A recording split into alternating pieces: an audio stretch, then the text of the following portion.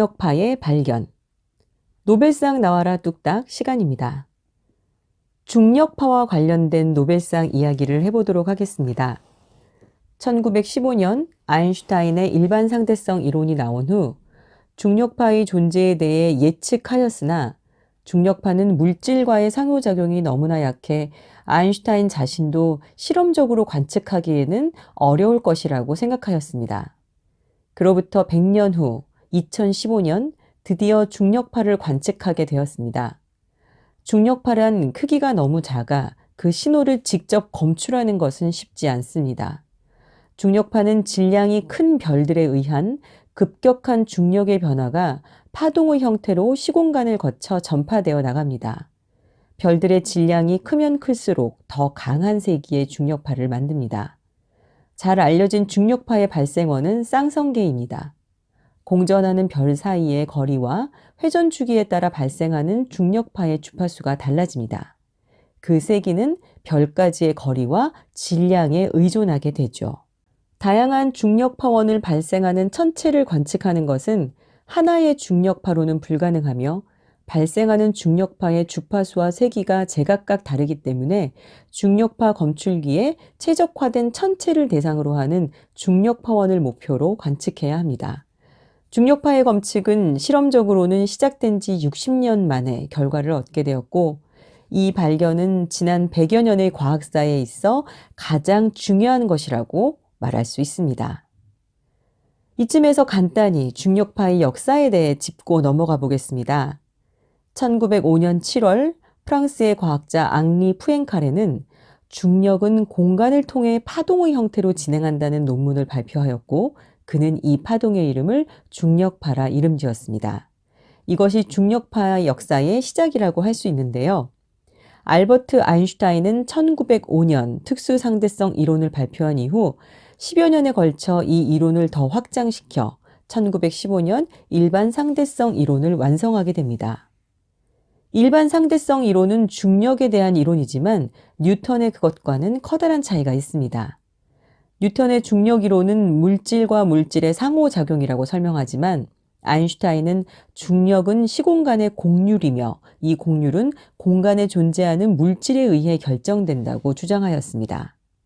아인슈타인은 일반 상대성 이론을 완성한 후 푸엥카레가 주장한 바와 마찬가지로 중력파의 존재가 가능할 것이라고 추측하였습니다. 그는 가속된 전하에 의해 만들어지는 전자기파처럼 중력파도 가능할 것이라고 생각하였죠. 그 후 아인슈타인은 그의 학생이었던 네이단 로젠, 레오폴드 인펠트와 함께 중력파의 수학적인 해를 찾으려 노력했고 많은 우여곡절을 겪은 후 1936년 중력파의 존재를 확신합니다.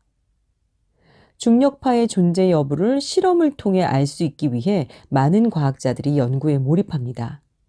그중 레이 와이스가 중요한 역할을 했는데요.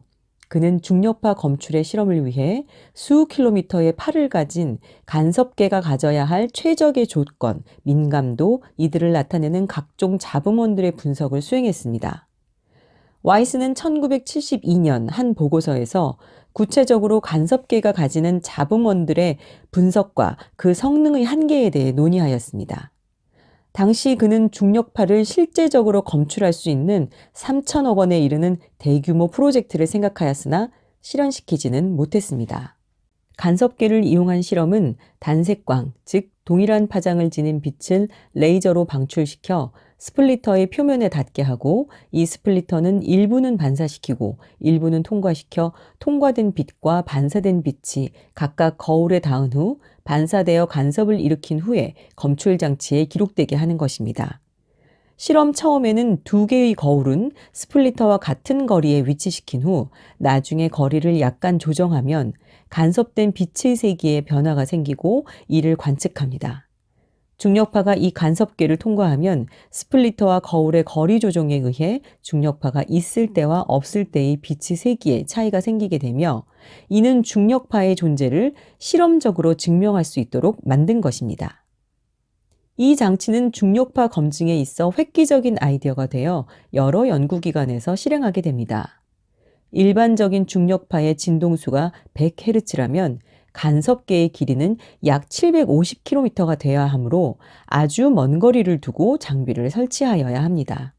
1975년 레이 와이스와 중력에 대한 이론 물리학자인 캘리포니아 공과대학의 킵소는 중력파에 대해 공동으로 관심이 있어 협력하기로 합니다. 그리고 중력파에 대해 이미 경험이 많은 전문가인 로널드 드레버를 같은 팀으로 참가시킵니다. 그들은 칼텍과 MIT에 중력파 레이저 간섭계를 설치하고 운영하며 계속 발전시키고 보완시켜 나갑니다. 그러던 중 1983년 그들은 미국 과학재단으로부터 1억 달러에 이르는 연구비를 책정받아 반경이 수 킬로미터에 이르는 레이저 중력 검출 장치를 만들게 됩니다. 이 프로젝트가 바로 칼텍 MIT라 불리는 LIGO, Laser Interferometer Gravitational Wave Observatory 프로젝트입니다. 이 프로젝트는 앞의 세 사람, 킵손, 레이 와이스, 그리고 로널드 드레버가 이끌었습니다.